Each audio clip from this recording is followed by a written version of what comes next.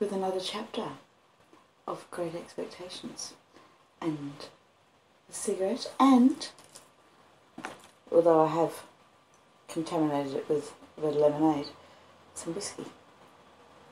Sláinte. Excuse me while I wet my whistle.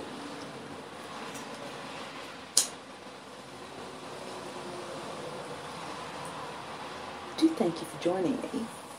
I am Mama Duck. I am a comedian, a writer, I'm a journalist and broadcaster.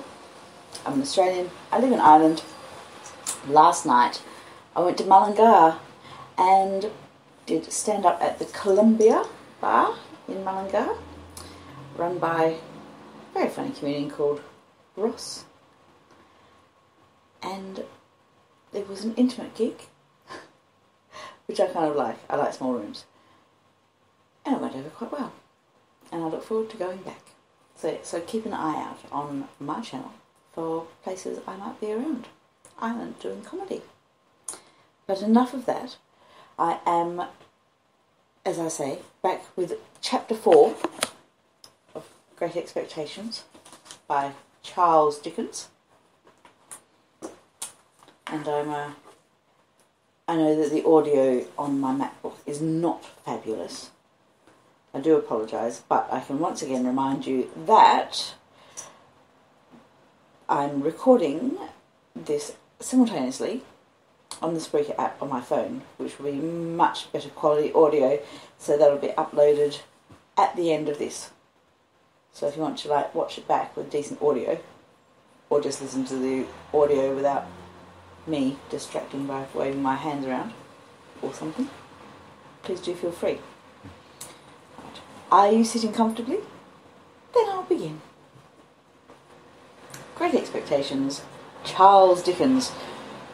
I shall try and speak above the sound of the tractors in the street. Chapter 4.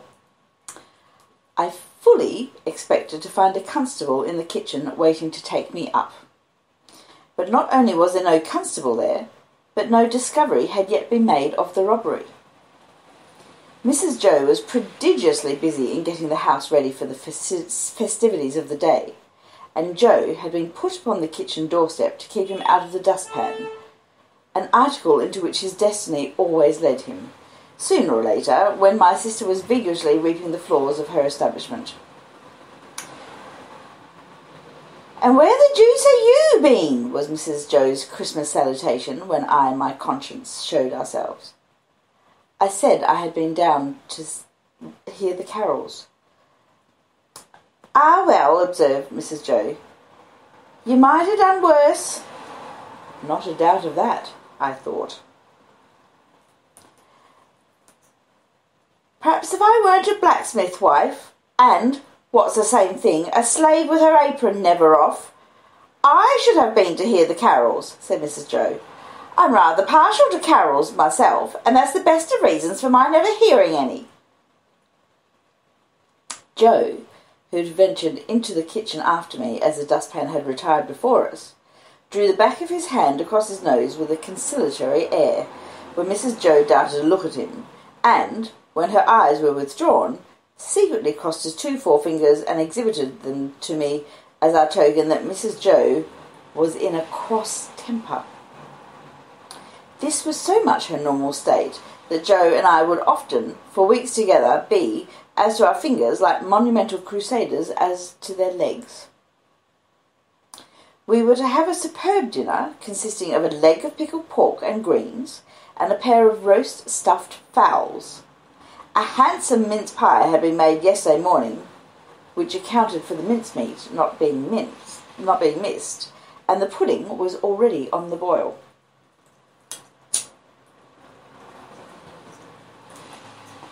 These extensive arrangements occasioned us to be cut off unceremoniously in respect of breakfast. "For I ain't," said Mrs. Joe, "I ain't a-going to have no formal cramming and busting and washing up now with what I've got before me, I promise you." So we had our slices served out as if we were 2,000 troops on a forced march instead of a man and boy at home, and we took gulps of milk and water with apologetic countenances from a jug on the dresser.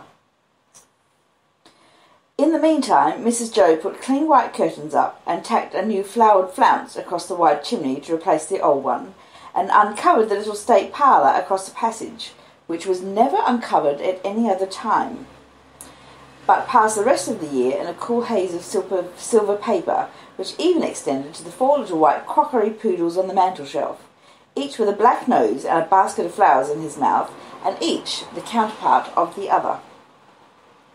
Mrs. Joe was a very clean housekeeper, but had an exquisite art of making her cleanliness more uncomfortable and more unacceptable than dirt itself. Cleanliness is next to godliness, and some people do the same by their religion. My sister, having so much to do, was going to church vicariously, that is to say, Joe and I were going. In his working clothes, Joe was a well-knit, characteristic-looking blacksmith. In his holiday clothes, he was more like a scarecrow in good circumstances than anything else. Nothing that he wore then fitted him or seemed to belong to him, and everything that he wore then grazed him. On the present festive occasion he emerged from his room when the blithe bells were going, the picture of misery, in a full suit of Sunday penitentials. As to me, I think my sister must have had some general idea that I was a young offender whom an acushia policeman had taken up on my birthday and delivered over to her, to be dealt with according to the outraged majesty of the law. I was always treated as if I had insisted on being born in opposition to the dictates of reason, religion, and morality, and against the dissuading arguments of my best friends. Even when I was taken to have a new suit of clothes, the tailors had orders to make them like a kind of reformatory, and on no account to let me have the free use of my limbs. Joe and I going to church, therefore, must have been a moving spectacle for compassionate minds. Yet what I suffered outside was nothing to what I underwent within. The terrors that had assailed me whenever Mrs. Joe had gone near the pantry or out of the room were only to be equalled by the remorse with which my mind dwelt on what my hands had done. Under the weight of my wicked secret, I pondered whether the church would be powerful enough to shield me from the vengeance of the terrible young man if I divulged to that establishment. I conceived the idea that the time when the banns were read and when the clergyman said, "Ye are now to declare it," would be the time for me to rise and propose a private conference in the vestry. I am far from being sure that I might not have astonished our small congregation by resorting to this extreme measure, but for it being Christmas Day and no Sunday.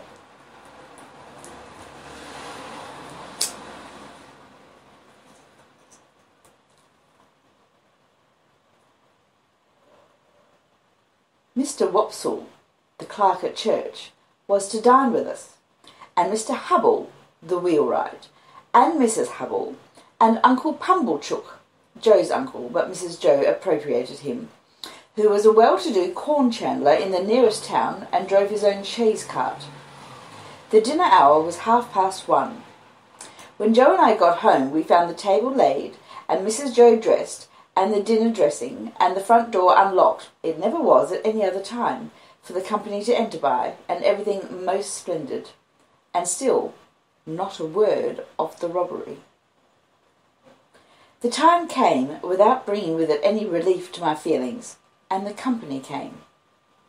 Mr. Wopsle, united to a Roman nose and a large, shining, bold forehead, had a deep voice which he was uncommonly proud of. Indeed, it was understood among his acquaintance that if you could only give him his head, he would read the clergyman into fits. He himself confessed that if the church was thrown open, meaning to competition, he would not despair of making his mark in it. The church not being thrown open, he was, as I have said, our clerk.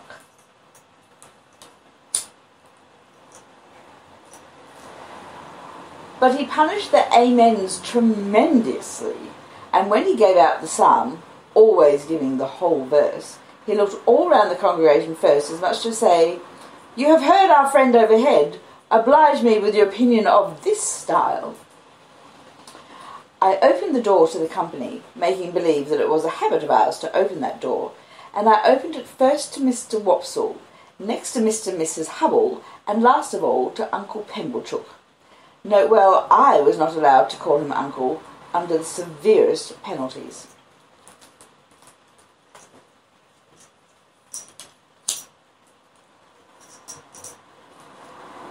"Mrs. Joe," said Uncle Pumblechook, a large, hard-breathing, middle-aged, slow man with a mouth like a fish, dull, staring eyes, and sandy hair standing upright on his head, so that he looked as if he had just all but choked, and had that moment come to. "I have brought you as the compliments of the season.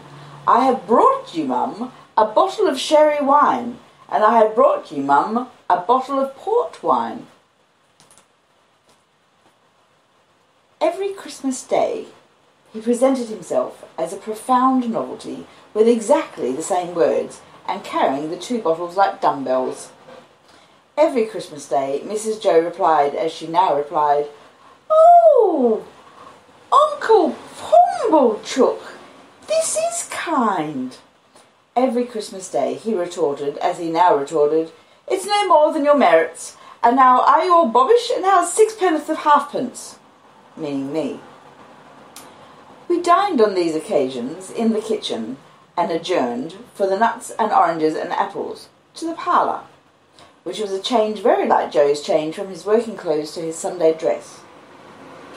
My sister was uncommonly lively on the present occasion, and indeed was generally more gracious in the society of Mrs. Hubble than in other company.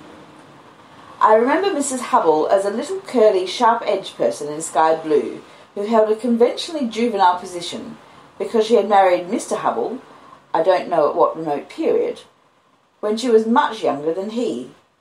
I remember Mr. Hubble as a tough, high-shouldered, stooping old man of a sawdusty fragrance, with his legs extraordinarily wide apart, so that in my short days I always saw some miles of open country between them when I met him coming up the lane. Among this good company I should have felt myself, even if I had robbed the pantry, in a false position. Not because I was squeezed in at an acute angle of the tablecloth, with the table in my chest, and the Pumblechookian elbow in my eye, nor because I was not allowed to speak. I didn't want to speak.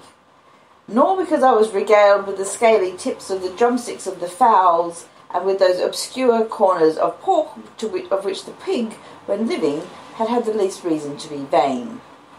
No, I should not have minded that they would have only left me alone. But they wouldn't leave me alone.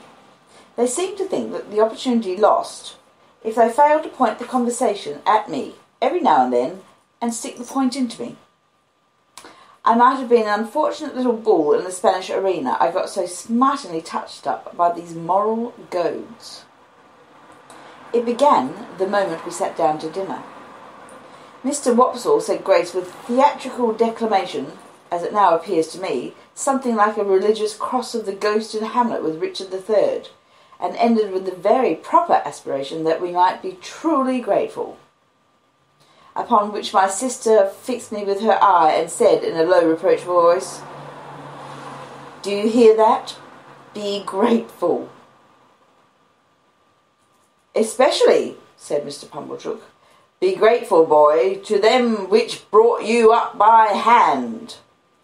Mrs. Hubble shook her head, and contemplating me with a mournful presentiment that I should come to no good, asked, "Why is it that the young are never grateful?" This moral mystery seemed too much for the company until Mr. Hubble tersely solved it by saying, "Naturally vicious." Everybody then murmured, "True," and looked at me in a particularly unpleasant and personal manner. Joe's station and influence was something feebler, if possible, when there was company than when there was none. But he always aided and comforted me when he could, in some way of his own, and he always did so at dinner time by giving me gravy, if there were any. There had been plenty of gravy today. Joe spooned into my plate, at this point, about half a pint. A little later on in the dinner, Mr. Wopsle reviewed the sermon with some severity and intimated, in the usual hypothetical case of the church being thrown open, what kind of sermon he would have given them. After favouring them with some heads of that discourse, he remarked that he considered the subject of the day's homily ill chosen, which was the less excusable, he added, when there were so many subjects going about. "True again," said Uncle Pumblechook. "You've hit it, sir. Plenty of subjects going about for them that know how to put salt upon their tails. That's what's wanted. A man needn't go far to find a subject if he's ready with his salt box." Mr. Pumblechook added, after a short interval of reflection, "Look at pork alone. There's a subject. If you want a subject, look at pork." "True, sir. Many a moral for the young," returned Mr. Wopsle, and I knew he was going to lug me in before he said it. "Might be deduced from that text." "You listen to this," said my sister to me in a severe parenthesis. Joe gave me some more gravy. "Swine," pursued Mr. Wopsle in his deepest voice, and pointing his fork at my blushes as if he were mentioning my Christian name, "swine were the companions of the prodigal. The gluttony of swine is put before us as an example to the young." I thought this pretty well in him, who had been praising up the pork for being so plump and juicy. What is detestable in a pig is more detestable in a boy. "Or girl," suggested Mr. Hubble.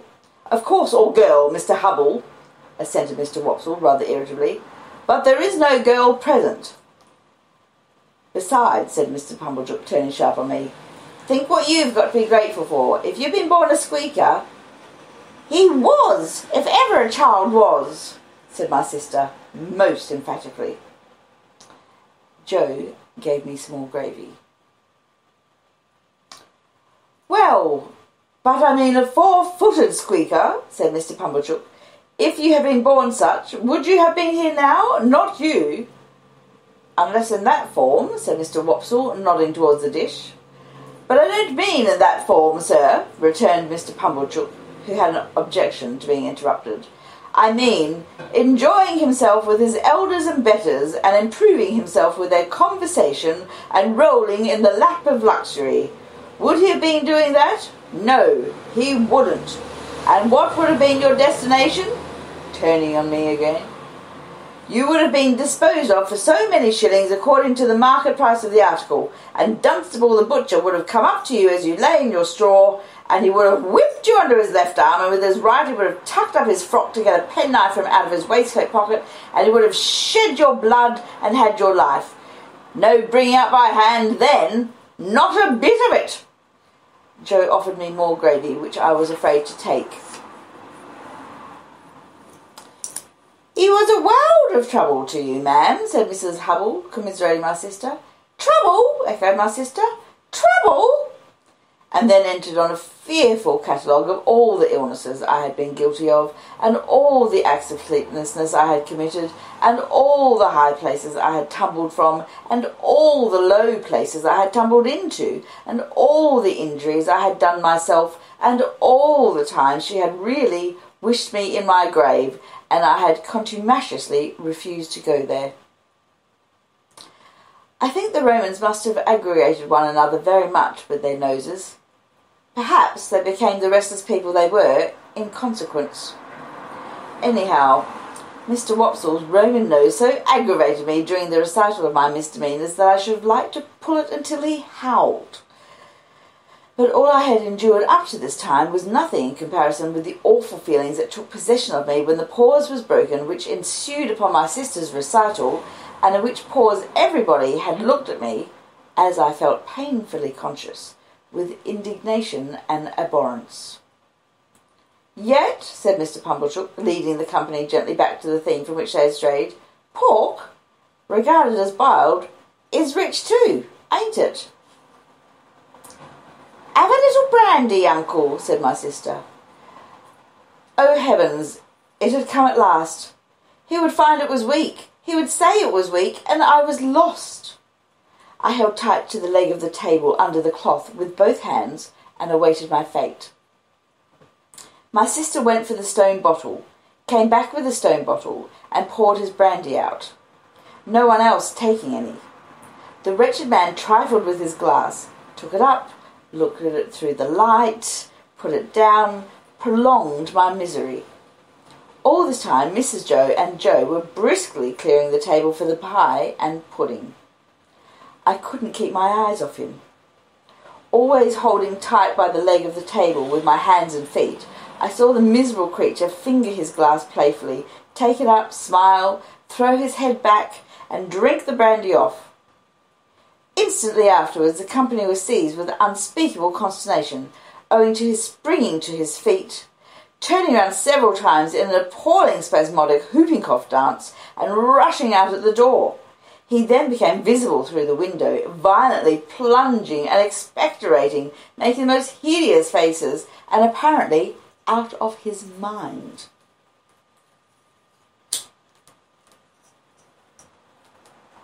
I held on tight, while Mrs. Joe and Joe ran to him. I didn't know how I had done it, but I had no doubt I had murdered him somehow. In my dreadful situation, it was a relief when he was brought back, and surveying the company all round as if they had disagreed with him, sank down into his chair with a one significant gasp. Tar! I had filled up the bottle from the tar-water jug. I knew he'd be worse by and by. I moved the table, like a medium of the present day, by the vigour of my unseen hold upon it. "Tar!" cried my sister in amazement. "Why, however could tar come there?" But Uncle Pumblechook, who was omnipotent in that kitchen, wouldn't hear the word, wouldn't hear of the subject, imperiously waved it all away with his hand, and asked for hot gin and water.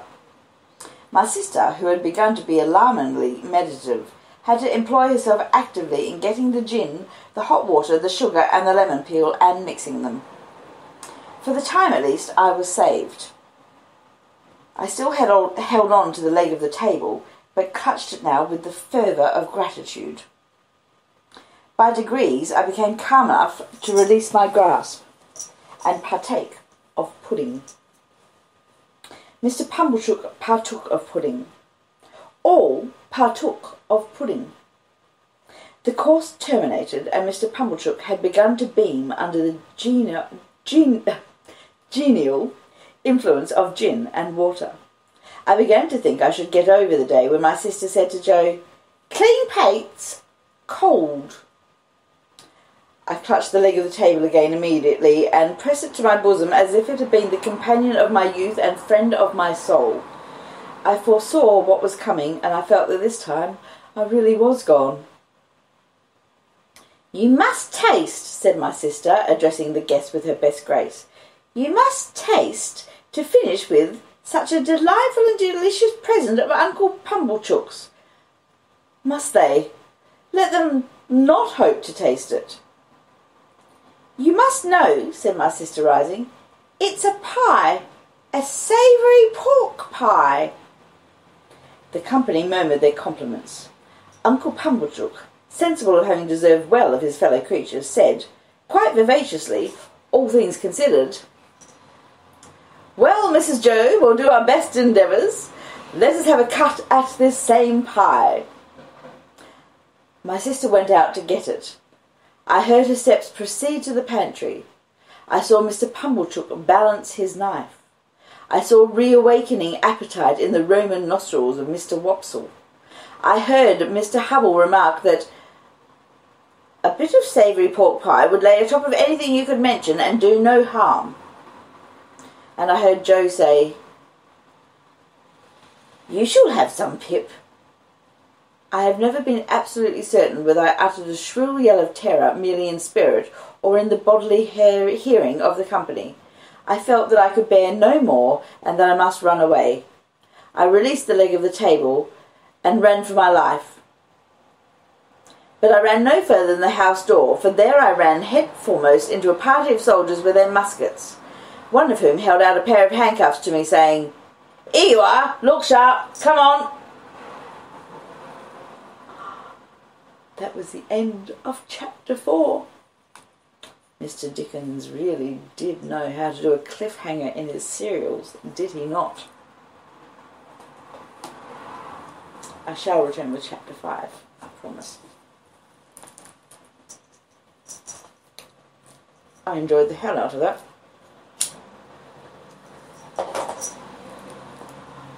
Whenever I read that scene, I always think of the Christmas when I was 20, Christmas I was 21, because that was the year that I did my high school graduation certificate by correspondence, and Great Expectations was in the English Lit curriculum. But I was already like a young matron, as I have been told I was, and was trying to be. So I was already married with a baby. So that Christmas was very... It was very... I tried to mimic sort of like the Protestant Dickensian festive sort of decorations and everything by... You know, I made by hand the old fruit mince pie and even a pork pie, and my goodness, the Victorians sort of established the Christmas tree tradition, because of course the first Christmas tree in England was brought about by Albert, Queen Victoria's consort. He brought from Germany the tradition of the tree indoors at Christmas, and because the English royal family is the moral exemplar of the country, and it was at the time of the Empire, of course, Christmas trees became a tradition everywhere. So, although it might be 40 degrees in Australia, and most pine trees aren't even native to most parts of Australia, there we all sit in some midsummer with a fake or real pine tree in our lounge rooms beneath which sit presents. Even though it's so hot, we generally spend Christmas Day at the beach or in the swimming pool if we can, but we still have Victoria's Christmas tree in our front room because of the influence of the English Empire that is now, one could say pretty confidently, folding in on itself, what with one thing and another.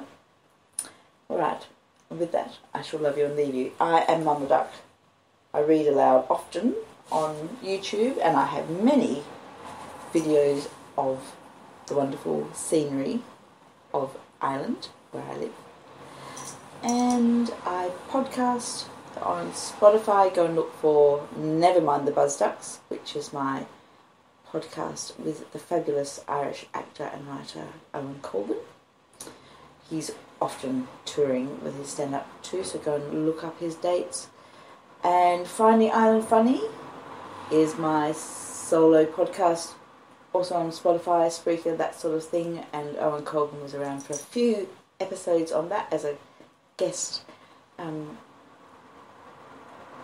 interviewee. We just shoot the shit, really. It was a very raw podcast shot during the pandemic, socially distanced outside. We literally sat in the car with the windows down. You know, no contact. Isn't it weird? Isn't it weird? You know, honestly, I had no handshakes or hugs or anything from anyone outside my immediate bubble of the Fenian and the kiddo for 18 months.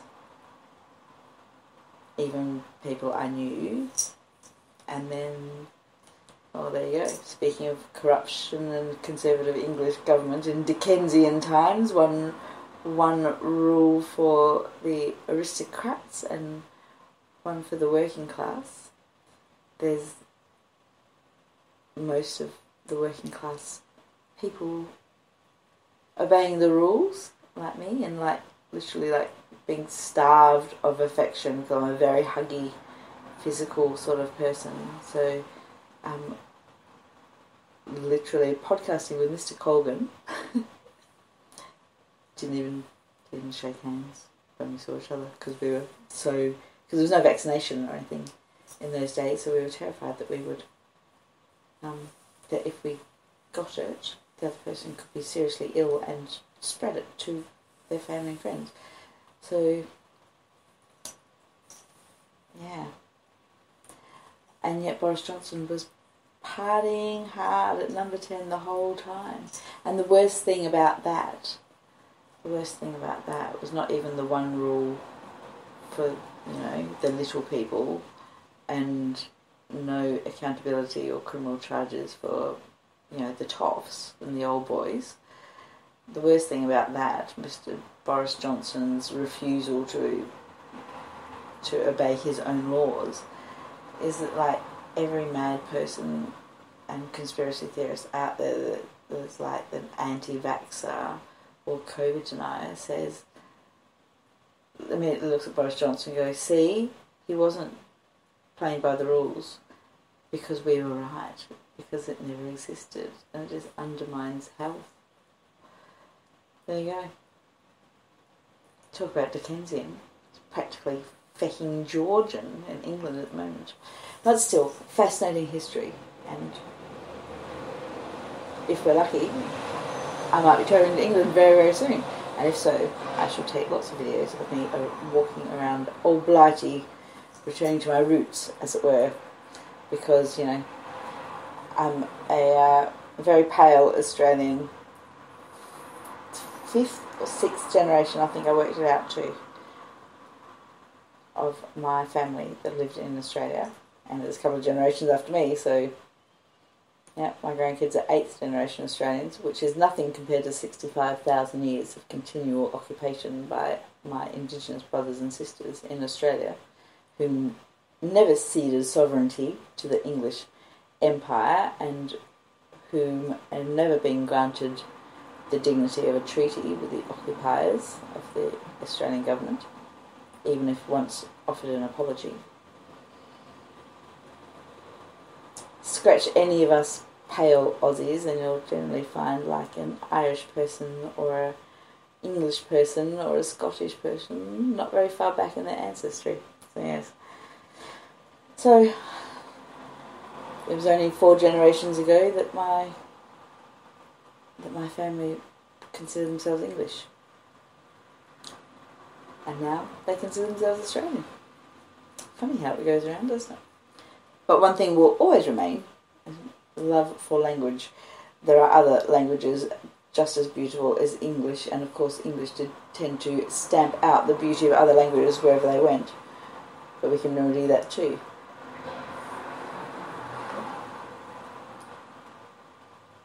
Olum. Sláinte.